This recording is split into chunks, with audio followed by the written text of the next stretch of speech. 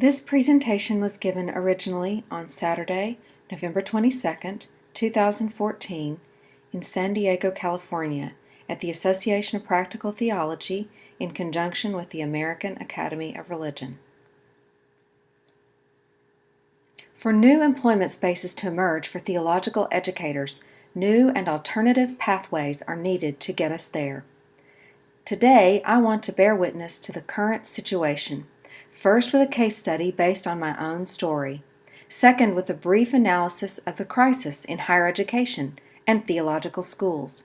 And finally, by making proposals to stir our discussion and conversation together about MDiv education, doctoral education, and collaboration. First, a case study. I'm taking a small risk today by offering a few key features of my own story as a case for illustrating some larger issues on the pathway to employment in theological education. I graduated from a mostly white, mostly male Baptist seminary in the early 1990s. After 2 years searching, I found a meaningful call to a church in 1994. I served that church for more than 5 years. I've spent the last 13 years preparing for and working within theological education. An honest look at my case, however, shows me standing not within, but at the margins of the Theological Academy since completing my PhD in 2008.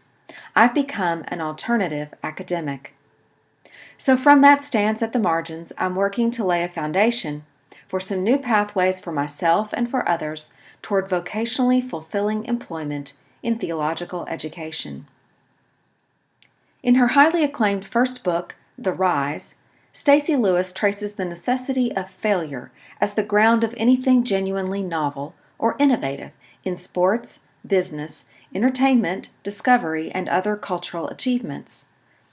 I think in this room, at the APT, we could add to that list religion. As I have followed a path toward academia, my list of failures has finally outweighed my successes. Although I landed an amazing research job in 2008, a very bad year for landing jobs, I really remained at the margins of faculty and curricular concerns. Neither my teaching for ministry nor my directing of the Learning Pastoral Imagination Project, a national ecumenical and longitudinal study of ministry, has led me to any significant belonging or contribution to any theological school. Having been a candidate in dozens of faculty searches over the last 8 years, I have seen firsthand the many subtleties, nuances, and politics of the theological school faculty search. The fit has to be there for denomination, experience, research portfolio, teaching competency, gender, race, class, general social compatibility, political cost to the institution, and on the list goes. Qualifications and experience are only part of the equation. When the political waters are troubled, they can turn all the other tides. My amazing research job transitioned as planned to part-time in 2013. I pursued many options, but my pathway into full-time employment in academia seemed to reach a dead end, or at least an alternative pathway. Ironically, in my case, along the way, I gathered up a number of the external goods of the academic life: editing my guild's journal, completing a book manuscript, publishing articles, blogs, op-eds, and sermons, sponsoring and hosting academic conferences, presenting papers, consulting with pastors, teaching adjunctly, and coaching other academic writers. At least some of them were getting tenure. However, this is where the path has taken me in 2014. This year I have worked 6 part-time academic jobs. Altogether, they pay 38% of my former full-time salary, with no fringe benefits. One way to see my particular case is to think of it as a microcosm of a larger story and crisis in higher education and theological schools. Let's start with the higher education crisis. And where else to begin with that but finances? In a 2012 survey of 1,700 public and private colleges, 2 out of 3 were found to be in bad shape financially. 1/3 were already in trouble. The other third were at risk of slipping into an unsustainable financial path. Stacy Patton of the Chronicle of Higher Education reports, adjuncts are illustrative and symptomatic of broader issues in American life. Legions of Americans are doing what these adjuncts are doing. They are getting more education, taking on more debt to get that education, working more, working harder, holding down multiple jobs and making less, and getting nowhere. Many of them are simply stuck. In January 2013, 1,800 adjuncts at 1,050 colleges in various disciplines reported a major lack of health care and retirement benefits, an average pay of less than $3,000 for a 3-credit course. Let's dig a little deeper into the growing adjunct crisis. The Contingent Faculty Index was released in 2006 by the AAUP. It showed in 1975 that 56.8% of all faculty were full-time and tenured or tenure-track. By 1989, the number of tenure and tenure-track professors dropped by 10%. Meanwhile, the number of part-time and non-tenure-track professors grew. By 2003, the tenure numbers had dropped another 11 percentage points, and the non-tenure-track and tenure professors, part-time professors grew substantially. In effect, the contingent faculty went from being the minority at 43% to being the majority at 65% of all higher education faculty. In addition to the financial and faculty challenges, higher education also faces a potential digital revolution. In February 2014, we marked the 25th anniversary of the World Wide Web. For the occasion, the Internet Project at the Pew Research Center in Washington, D.C. asked 1,800 Internet experts, "What has surprised you and disappointed you most about the web?" The biggest surprise, they said, was the web itself, and on top of that, search engines. The huge disappointment? Lots of businesses have been interrupted and changed. For example, news, banking, every kind of entertainment sector, and lots of knowledge enterprises. And yet, this was the disappointment. Education seems stuck in place, they said. Some of those same experts predict that the coming decade will be a time for education disruption. Or, as religion scholar Mark C. Taylor put it recently in the Chronicle of Higher Education, quote, "Dealing with the problems created by a wired world will require a radical restructuring of the educational system at every level." Let's turn now to the theological education crisis.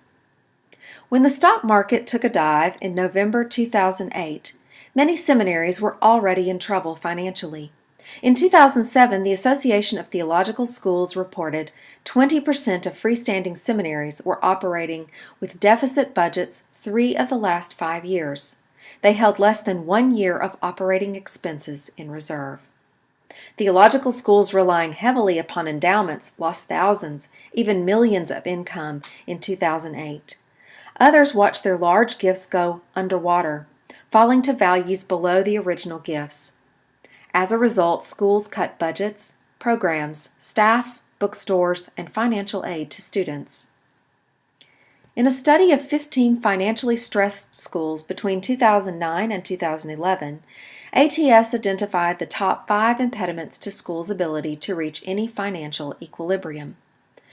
First, personnel costs, which included deferred salaries and the rising cost of benefits. Second, declining enrollment, and thus tuition. Third, facing the daunting task of reevaluating their teaching and learning programs. Fourth, the resource challenges, which included everything from donor viability to deferred maintenance on aging campuses. And finally, fear of change. Here's the quote, "To institute necessary changes, schools must be agile, creative, and results-oriented, but many are stalled by either denial or fear of change." Over the last 3 decades, theological schools have shifted more and more of the financial burden and stress to students. The 2014 Auburn study, A Call to Action, Lifting the Burden, reported that in 1991, more than half of Master of Divinity students graduated with no educational debt. By 2001, upwards of 67% of students departed seminary with educational debt loads. Most disturbing is how the graduates who borrow in 2011 were carrying triple the amount of debt as those in 1991, rising from $11,000 to over $38,000 in just 2 decades. Along with a financial decline and stress came a drop in student enrollments. Looking at the enrollment trends for the last 25 years, we see that enrollments at ATS schools reached their peak in 2006, with 253 accredited schools reporting a total headcount of 81,000 students. The number of accredited schools continued to rise slightly over the last 7 years, with a net gain of 14 schools. However, overall student enrollment dropped by more than 10% for the same period. The total headcount in 2013 was 73,000, a loss of more than 8,000 students. Faculty employment numbers are also down in theological education. In 1989, there were 2,650 faculty working in theological schools, and 15% of them were women. By 1999, the number of faculty employees grew to over 3,100, and 20% of them were women. In 2007, faculty numbers peaked at 3,725 employees. In 2011, the percentage of women as a percentage of the total faculty peaked at 24%. Both the percentage and the real numbers of women declined in the last 3 years. A review of the racial ethnic diversity among faculty since 2000 shows measurable but minimal growth and even a few notable declines among African American men.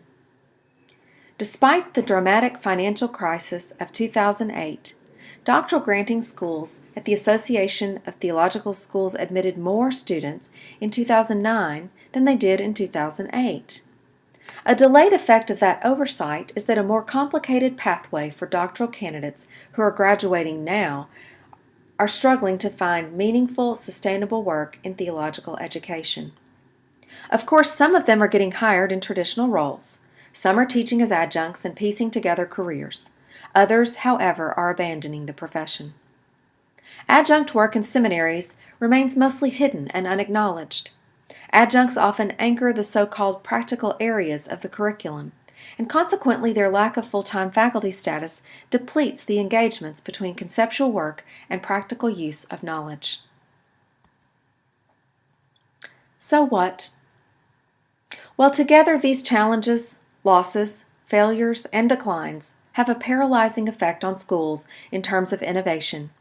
To be sure, a number of entrepreneurial ventures are alive, especially in evangelical schools and newer seminaries, according to Dan Alshire, the president of ATS.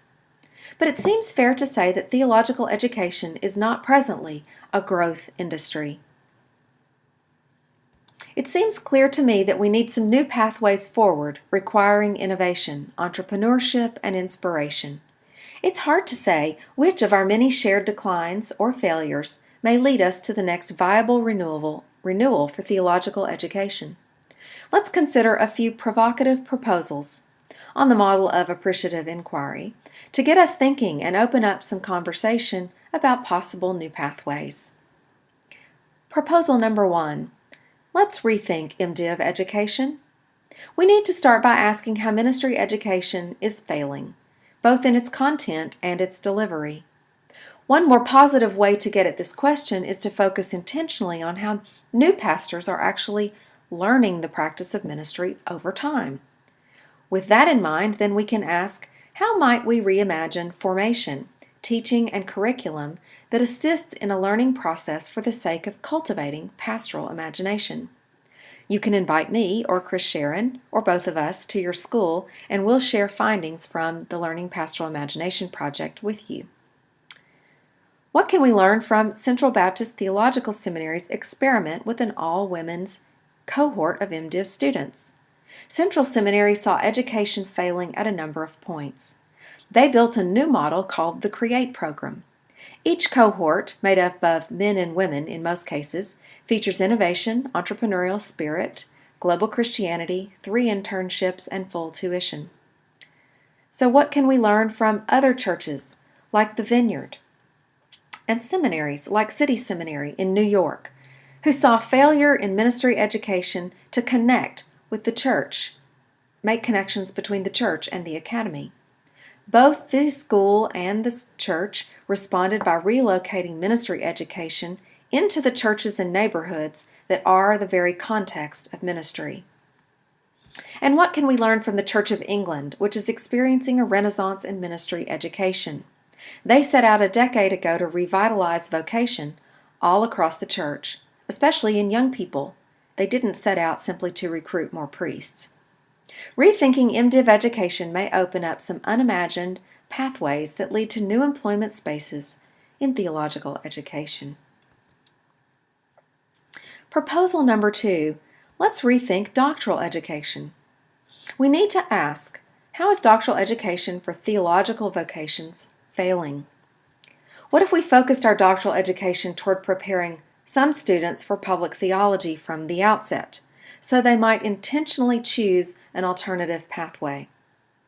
What if we took the New York Times author and critic Nicholas Kristof's rebuff seriously? Early this year, he wrote, "Some of the smartest thinkers on problems at home and around the world are university professors, but most of them just don't matter in today's great debates." As practical theologians who say we think our research, writing, and teaching matter, what if more of us were willing to start campaigns aimed to solve the world's most pressing social problems? What if we leveraged our access to the world's most compelling religious resources for the sake of ending war, brokering forgiveness, seeking justice for the devastating prison system, or alleviating other social harms? Thinking in this direction absolutely necessitates the final proposal. Proposal number 3, let's rethink collaboration. Here we can begin by asking, in what ways are our guilds or disciplinary silos failing? How can we urge ourselves to greater collaborations with others both inside and outside the academy? On the traditional pathways in and through the academy, how can we prioritize collaborative work, mentoring, and sharing best practices of teaching, learning, and institutional transformations? Could we create a digital collaboration space, a practical theology commons? In publishing, how will you make the best use of a new initiative by Brill Publishing to produce a new book series called Theology in Practice? What books and collaborative collections can we imagine writing, and for which audiences? I can tell you more about this in our discussion time. How could the Association for Practical Theology more deliberately recognize the work of new scholars in practical theology? Could we imagine a prize for an outstanding dissertation each year? How can we urge collaboration between junior and senior scholars, between those in the traditional and non-traditional pathways toward careers? How about across subspecialties? And all to the benefit of everyone up and down the tenure track, as well as those on the alternative academic track. Could we create a coaching cooperative for practical theologians, with everyone paying in a small amount to join, and allowing members to both coach and be coached on projects that matter? In the world of theological education, alternative pathways to employment are not exactly new, but they clearly are here to stay. Right now, we need an honest look at our shared losses and failures so that we might collaborate and rethink both content and delivery of MDiv and doctoral education, as well as reimagining our public work for the common good and our shared possibilities for publishing and coaching each other toward projects that matter. I look forward to a conversation as we explore these and other potential alternative pathways.